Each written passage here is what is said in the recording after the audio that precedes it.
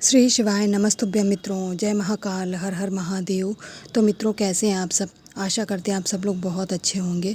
मित्रों, हम सबको पता है कि 19 सितंबर को जो पितृपक्ष का प्रदोष काल का दिन पड़ा है, साथ ही में शिवरात्रि भी पड़ी जो कि प्रदोष काल की पड़ती है।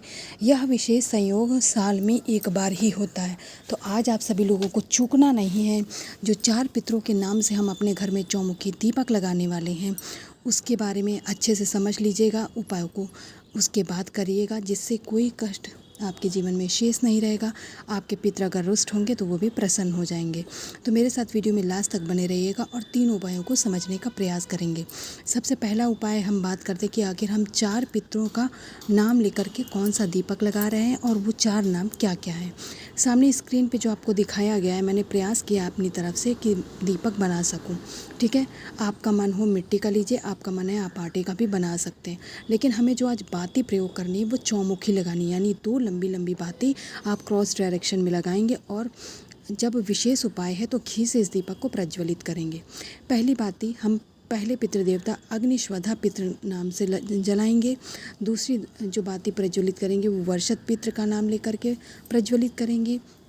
इसी क्रम में जब हम तीसरी बाती को प्रज्वलित करेंगे तो भाग्य पितृ जो हमारे तीसरे पितृ देवता हैं उनका स्मरण करके प्रज्वलित करेंगे। और चौथी अंतिम बत्ती आप सभी लोगों को जो हमारे सोमप पितृ हैं, जो सोमप पितृ का नाम लिया जाता है, यानी सोम पितृ या सोमप पितृ, उस नाम से चौथी बाती को लगा दीजिएगा।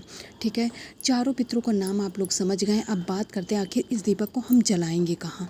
ठीक है, देखिए मित्रों, इसे प्रज्वलित करने के 2 स्थान हैं। पूज्य गुरु जी ने बताया कि महादेव जी का कहना है आपके घर के आसपास पीपल का वृक्ष हो, छोटा बड़ा कैसा भी हो, तो वहाँ पर जाकर इस दीप को लगा दीजिएगा। अगर नहीं है तो आप महादेव जी की शिवलिंग के पास इस दीपक को प्रज्वलित कर सकते हैं। मैं यहाँ पर आप लोगों को महादेव जी की शिवलिंग के पास दिखाने वाली हूँ कि कैसे हम सभी लोग प्रज्वलित करेंगे। इस दीप को लेकर के जाएंगे। और आप सभी लोग जानते हैं कि महादेव जी की शिवलिंग के पास आखिर हमारे पितरों का निवास स्थान कहाँ पर होता है। जहाँ पर जलाधारी से जल नीचे गिरने ही वाला होता है, वहीं पर हमारे पितृ निवास करते हैं। ठीक है मित्रों, तो यहाँ पर आप सभी लोग इस चौमुखी दीपक को रख लीजिएगा। और जैसा कि मैंने आप लोगों को चारों पितरों का नाम बताया, उन चारों पितरों के नाम से, यानी सोमप पितृ हो गए, आपके भाग्य पितृ हो गए, वर्षद पितृ हो गए, है ना, अग्निस्वधा पितृ हो गए, इस तरीके से चारों पितरों का नाम लेकर के आप चारों बातियों को प्रज्वलित कर दीजिएगा। और दोनों हाथ जोड़ करके आप अपने जीवन में जो कष्ट हैं, आप जो भी आपके पितृ रुष्ट हैं जिन्हें आप प्रसन्न करना चाहते हैं, आप अपनी इच्छा मनोकामना कह के इसे जला दीजिएगा। जलाने के बाद इस दीपक के अंदर 1 चुटकी काला तिल डाल दीजिएगा। मित्रों, आपके चारों के चारों पितरों का नाम लेने से आपके जीवन की परेशानियां, यानी पितृ निवारण जो भी है, सारी परेशानियां समाप्त हो जाएंगी और आपके पितृ प्रसन्न होंगे। ठीक है मित्रों, पहला उपाय समझ के चलिए अब दूसरे उपाय की बात करते हैं। उपाय को जानने से पहले उसकी फ़ायदे की बात करते हैं। इस उपाय को करने से हमारी इच्छा, हमारी मनोकामना को पूर्ण करने का इससे सरल और सिंपल सहज उपाय मैंने आज तक नहीं बताया होगा, है ना मित्रों। सामने स्क्रीन पे आपको जो पुष्प दिख रहा है, यानी यही नहीं लेना है, आपको सफ़ेद कलर का लेना है। यदि यह मिल जाए तो इसे लीजिए, अन्यथा जो भी आपको पुष्प मिले 1 पुष्प आपको लेना है मात्र। इसके बाद में हमें लेना है तांबे का 1 कलश, जिसमें हम अपने घर का शुद्ध जल लेंगे। और क्योंकि प्रदोष काल है, वो भी पितृपक्ष का प्रदोष काल है, तो आज गंगा जल डालना अनिवार्य, भूलिएगा नहीं।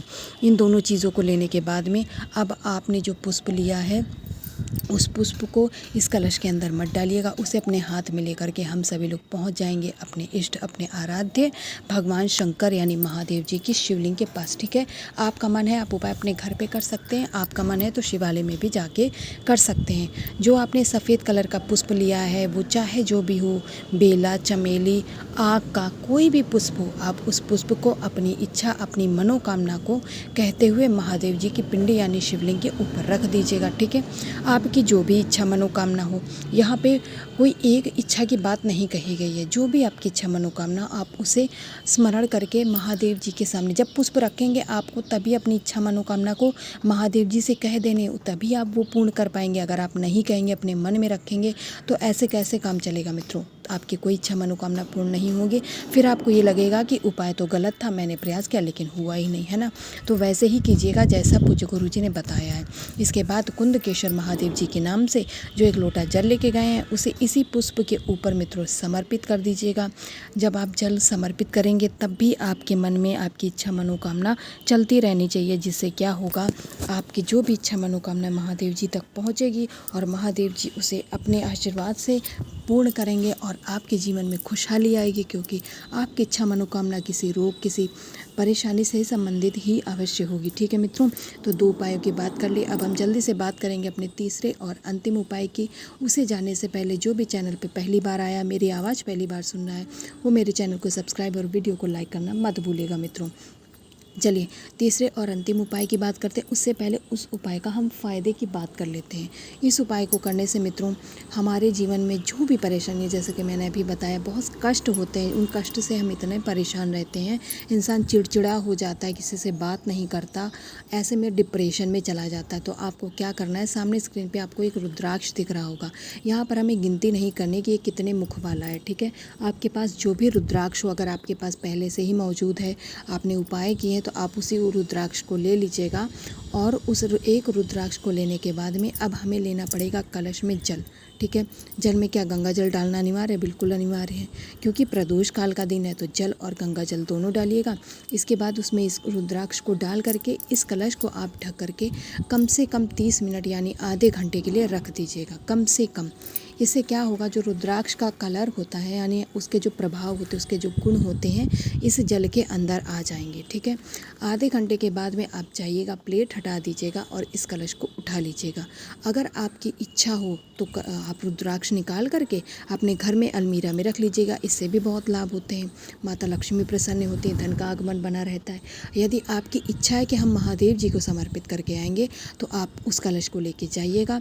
जो भी व्यक्ति घर में परेशान है उसका नाम और गोत्र बोल करके आप इस कलश के जल को महादेव जी के शिवलिंग के ऊपर श्री शिवाय नमस्तुभ्यम मंत्र का जाप करते हुए समर्पित कर दीजिएगा। ठीक है मित्रों, जल चढ़ा दिया आपने। फिर जब जल चढ़ाएंगे तो जल बहते बहते महादेव जी की शिवलिंग से नीचे गिरने लगेगा, है ना। कैसे गिरेगा, यहाँ जब आप जल चढ़ाएंगे तो जल का प्रवाह अपने आप ही वो जल महादेव जी की शिवलिंग से होते होते जलाधारी से नीचे गिरने लगेगा। आपको यहीं जलाधारी के नीचे अपना हाथ लगा लेना या कोई पात्र ले लीजिएगा, क्योंकि जिसके लिए आप उपाय कर रहे हैं अगर वो आपके साथ नहीं है, तो आप किसी पात्र में थोड़ा सा जल रोक करके क्या करेंगे, अपने घर पे जाएंगे। इसका आचमन अभी नहीं करना है। ठीक है, इस जल का उस व्यक्ति के ऊपर आप छिड़काव कर दीजिएगा, और जब करेंगे तब भी आपको महादेव जी का नाम लेकर के ही छिड़काव करना है। इससे क्या होगा मित्रों, उसके मन में यदि कोई बात है जो उसे परेशान कर रही है, जिस कारण से वो चिड़चिड़ा हो गया, डिप्रेशन में जा रहा है, तो वो सभी परेशानियां उसके जीवन से चली जाएंगी, जिससे वह पहले जैसा हो जाएगा और खुशी खुशी महादेव जी की कृपा से मित्रों वो अपना जीवन खुशी खुशी व्यतीत करने लगेगा। मित्रों, मैंने पूरा प्रयास किया कि मैं आप लोगों को तीनों उपायों को समझा पाऊँ, और मैं आशा करती हूँ आप लोग समझ गए होंगे। तो जाते जाते कमेंट सेक्शन में महादेव जी का कोई सा भी प्यारा नाम लिखकर ज़रूर जाइएगा। श्री शिवाय नमस्तुभ्यम।